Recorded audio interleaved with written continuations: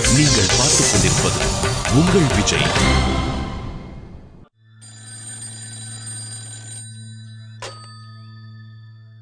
Hello hello சமந்தி, எப்படி இருக்கீங்க? நான் விஸ்வநாதன் பேசுறேன்.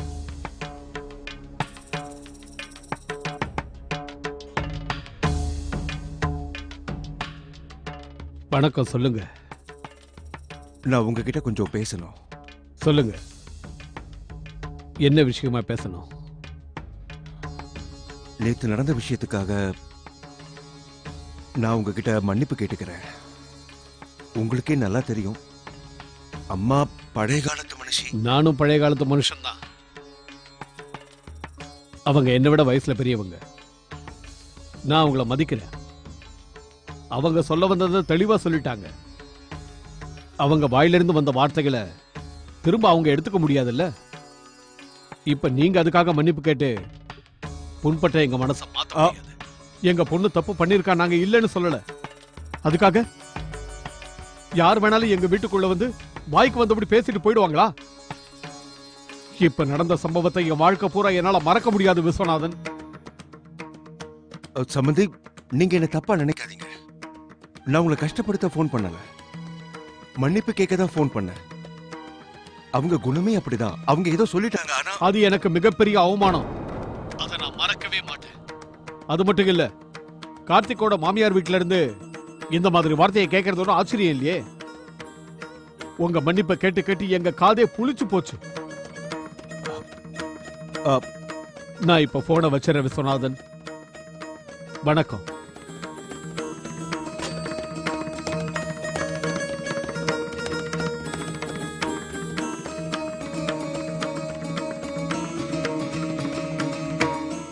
அர்ச்சனா, உருளைக்கிழங்குல கொஞ்சம் கொத்தமல்லி தழை போடுமா. கம்மி எண்ணெயில பூரி பண்ணுமா. அப்படி பண்ணாதான் உங்க அப்பாவுக்கு பிடிக்கும். அப்புறம் டீ கூட போட்டுருனா.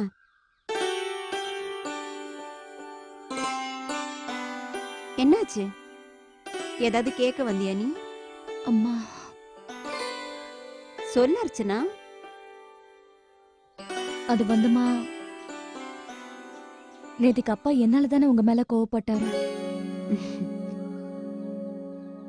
அது ஒன்றும் அவ்வளோ பெரிய விஷயம் இல்லை அர்ச்சனா.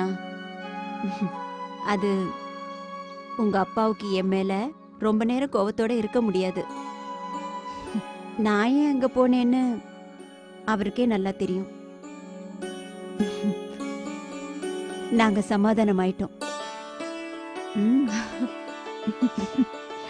இப்பதாமா எனக்கு நிம்மதியாவே இருக்கு. ராத்திரி முழுக்க நான் இத பத்தி தான் யோசிச்சுக்கிட்டே இருந்தேன். சரியா தூக்கம் கூட வரல. அம்மா, இன்னைக்கு டிஃபனுக்கு பொரி உருளைக்கிழங்கும் பண்ணா எப்படி இருக்கும்? நீ யோசிச்சுக்கிட்டு இருக்க, நாங்க இங்க ஏற்கனவே ஆரம்பிச்சிட்டோமே. அர்ச்சனா தான் பண்ணிட்டு இருக்கா.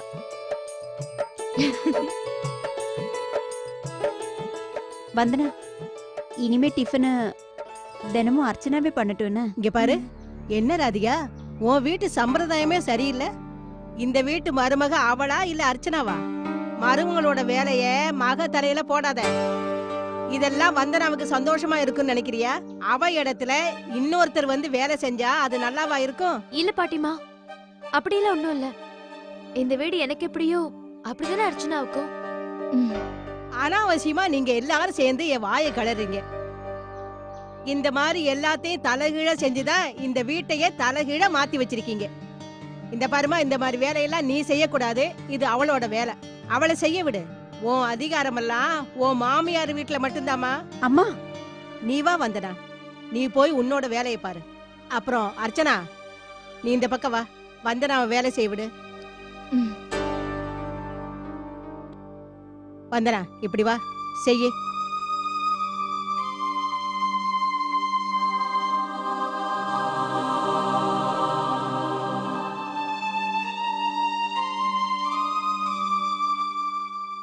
அர்ச்சனா, ஒரு நிமிஷம். இப்பதான் ஞாபகத்துக்கு வருது. என்னன்னா, காய்கறி பழம் எல்லாம் வாங்குறதுக்கு மார்க்கெட்டுக்கு போகணும். நீயும் என் கூட வரியாமா? சரி, கிளம்பு. சுகன்யா, நீ கொஞ்சம் மாவு தட்டி கொடுமா. சரிக்கா. போயிட்டு வந்துடும். வாமா.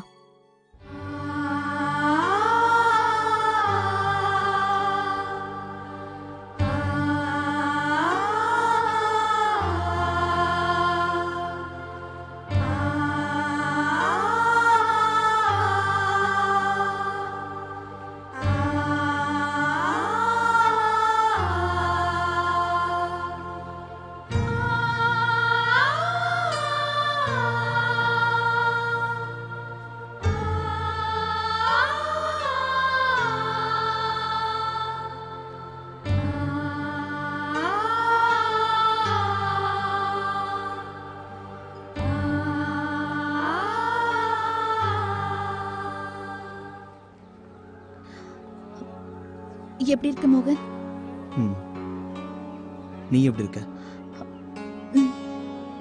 நீ திடீர்னு இங்க வந்து பார்க்க சொல்லிட்ட. யாருக்கா தெரிஞ்சுனா பிரச்சனை ஆயிடுமே.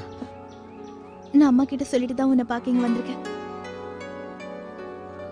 நீ யூ மீன் அம்மாவும் நமக்கு சப்போர்ட் பண்றாங்களா? எனக்கு அப்பவே தெரியும். என்னைக்காவது ஒரு நாள் உங்க அம்மா நம்ம காதலுக்கு சப்போர்ட் பண்ணுவாங்கன்னு எனக்கு நம்பிக்கை இருந்துச்சு. கொஞ்சம் டைம் ஆகும் தெரியும். ஆனா கண்டிப்பா எல்லார் மனசுல நம்ம இடம் பிடிப்போம்.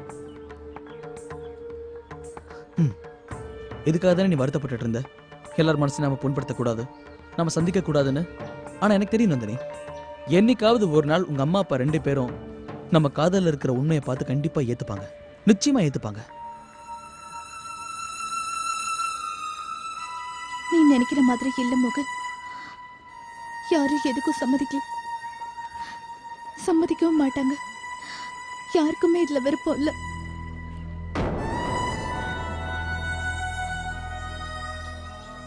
அம்மா எதுக்காக உன்னை சந்திக்கிறதுக்கு சம்மதிச்சாங்கன்னு தெரியுமா? நான் உன்கிட்ட முக்கியமான ஒரு விஷயம் பேசணும்னு சொன்னேன். இனிமே நம்ம சந்திக்க கூடாது. என்னைக்குமே சந்திக்க மாட்டோம். அம்மா மோகன், நம்மளோட இந்த காதல் மேல இன்னைக்கும் எல்லாரும் கோவமா தான் இருக்காங்க. யாருமே சந்தோஷமா இல்ல. எல்லாத்தை விட நான் வருத்தப்படுறது ஒரே ஒரு விஷயத்துக்காக தான். நம்மளோட பிரச்சனையினால அர்ச்சனா எங்க வீட்டை விட்டு வெளியே போயிட்டா.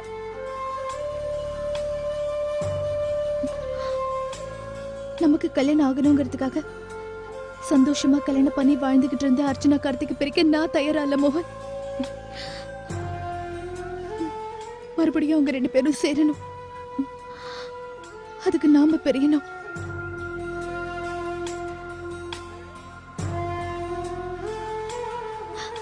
ப்ளீஸ் தயவு செஞ்சு நான் சொல்றது புரிஞ்சுக்க மோகன்.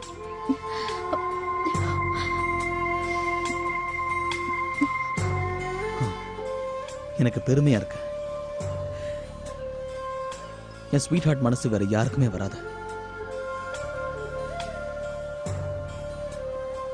நீ எந்த முடிவெடுத்தாலும் சரி நந்தினி, அதை நான் மனப்பூர்வமா ஏத்துக்கிறேன். இதுக்கப்புறம் நாம 2 பேரும் சந்திக்கவே மாட்டோம். நிச்சயமா சொல்றேன்.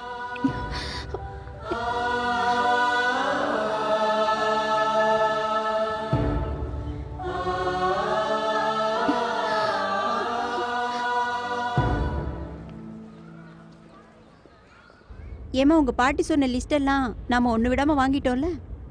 ஆமா, நான் லிஸ்ட செக் பண்ணிட்டேன்.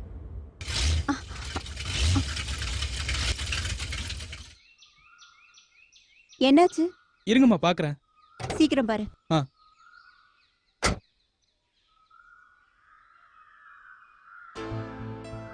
இது பாருமா, பாட்டி சொன்ன விஷயங்கள் எல்லாம் மனசுல வச்சு சும்மா குழப்பிக்காத. அவங்க எப்பவுமே அப்படிதான், புரிஞ்சிக்கவே மாட்டேங்கிறாங்க.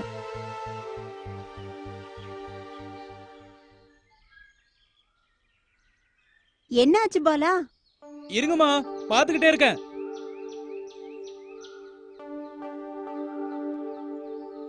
சரியாயிடுச்சா பாலா? இன்ஜின்ல தான் ஏதோ கோளாறா இருக்கும்னு நினைக்கிறேம்மா. மெக்கானிக்க கூட்டிட்டு வந்து தான் சரி பண்ணணும். கார் சரியாகிறதுக்கு எவ்வளவு நேரம் ஆகும்? அது சொல்ல முடியாது அர்ச்சனாக்கா, எவ்வளவு நேரம் வேணாலும் ஆகலாம்.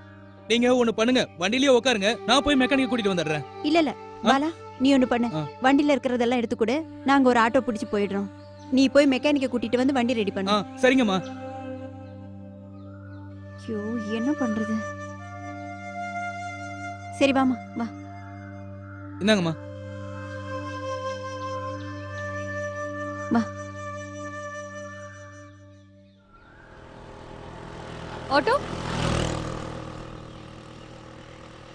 இத வருது பாரு. Auto auto. அதுவும் காலியா இல்லையா?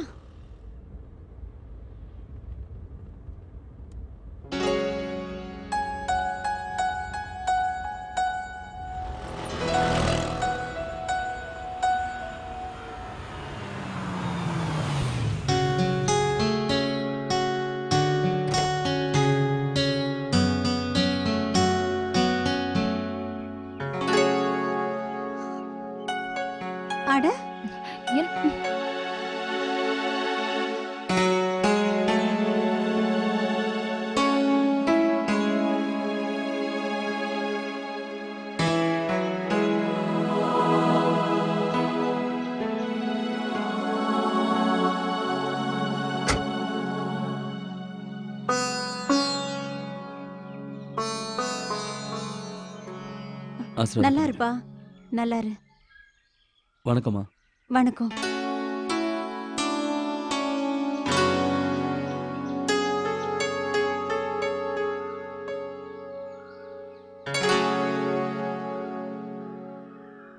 என்னாச்சு? வண்டியில ஏதாவது ப்ராப்ளமா? ஆஹா, ஆமாப்பா. பாலா பாலா போயிருக்கா மெக்கானிக்கை கூட்டிட்டு வர்றதுக்கு. ரொம்ப நேரம் ஆயிடுச்சு. அதான் நாங்க 2 பேரும் ஆட்டோ பிடிச்சு வீட்டுக்கு போயிடலான்னு நின்னுட்டு இருக்கோம். எங்க நேரம் ஒரு ஆட்டோ கூட காலியா வர மாட்டேங்குது. பரவாயில்ல. நல்ல வேலையா நான் இந்த பக்கமா வந்தேன். சரி வாங்க, நானே உங்க வீட்டில் ட்ராப் பண்றேன்.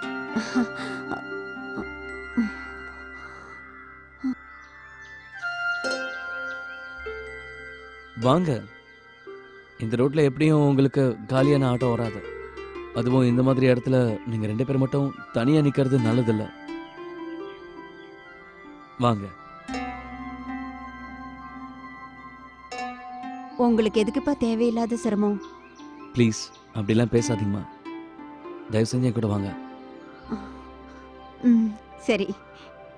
அந்த கடவுள் தான் சரியான நேரத்துக்கு உங்களை இங்க அனுப்பியிருக்காரு. போலாமா அர்ச்சனா?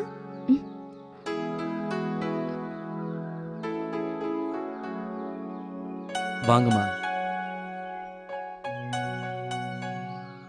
அர்ச்சனா வாமா.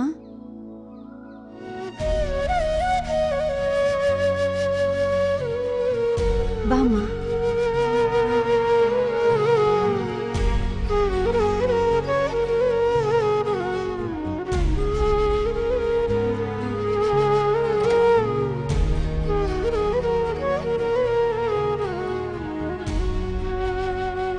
முன்னாடி போய் உட்காரு.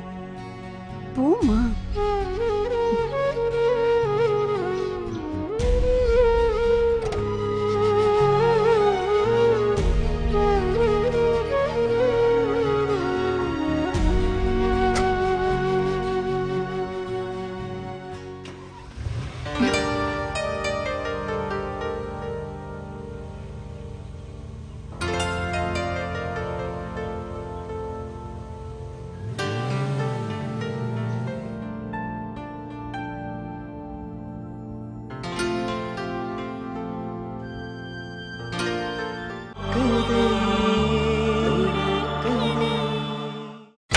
நீங்கள் பார்த்துக் கொண்டிருப்பது உங்கள் விஜய்.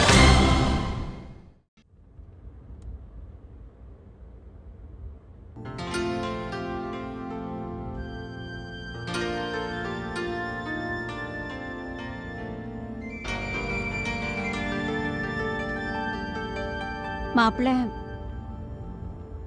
உங்ககிட்ட நான் கொஞ்சம் 2 வார்த்தை பேசலாமா? அது வந்து நீங்க 2 பேரும்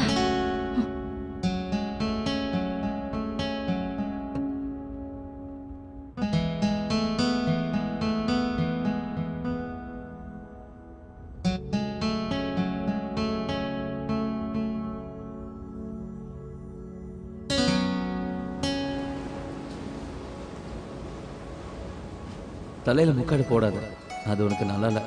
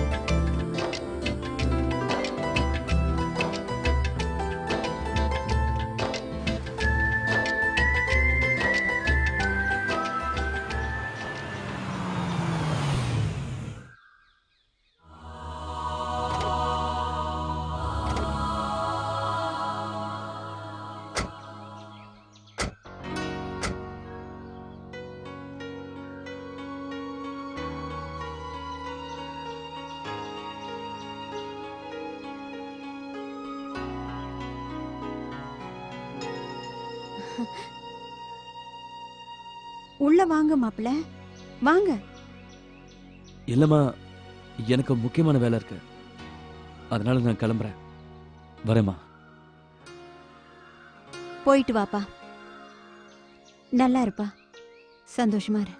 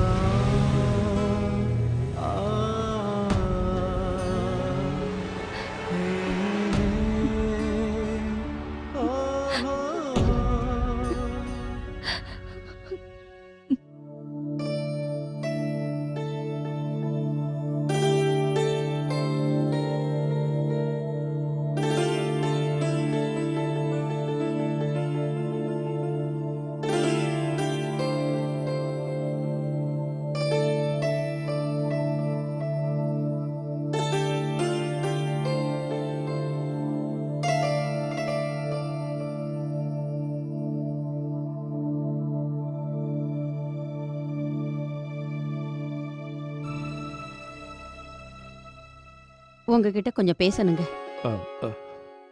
கார்த்திக், இன்னைக்கு ரொம்ப லேட் ஆயிடுச்சு போல இருக்கு. ஆமாம்மா, அது வந்து இன்னைக்கு கொஞ்சம் டிராஃபிக் ஓவரா இருந்ததுமா. சரி வா உட்காரு, நான் டீ கொண்டு வரேன்.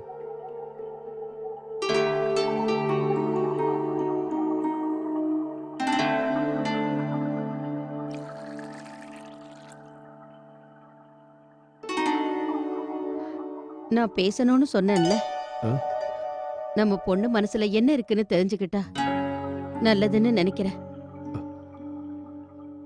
பாவம், அவ எவ்வளவு அமைதியா இருக்கா தெரியுமா? இப்போ நீ என்ன சொல்ல வரேன்றத தெளிவா புரியும்படி சொல்லு. நாம அவளை பெத்த அப்பா அம்மா, அவளோட சந்தோஷம் தானே நமக்கு முக்கியம். அகிலாண்டேஸ்வரி உங்களை காப்பாத்துவா.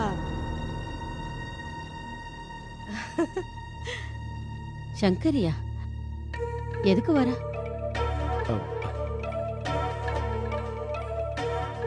நான் எதுக்காக இங்க வந்திருக்கேன்னு நேரா கேட்க வேண்டியதானே? காரணம் இல்லாம இந்த சங்கரி எதுக்காக இங்க வரப்போறா? என்ன பெரியம்மா இது, சங்கரி இப்ப எதுக்காக வந்திருக்கான்னு இப்படி முழிக்கிறீங்க? ஒருத்தர் வர சொல்லிதான் நான் இந்த வீட்டுக்கு வந்திருக்கேன். சரி சரி உட்காரு. அக்கா, சங்கரி பெரியம்மாவை நான் தான் வர சொன்னேன். எதுக்காக? அது வந்து நந்தினியோட கல்யாணத்தை பத்தி பேசுறதுக்காக தான்.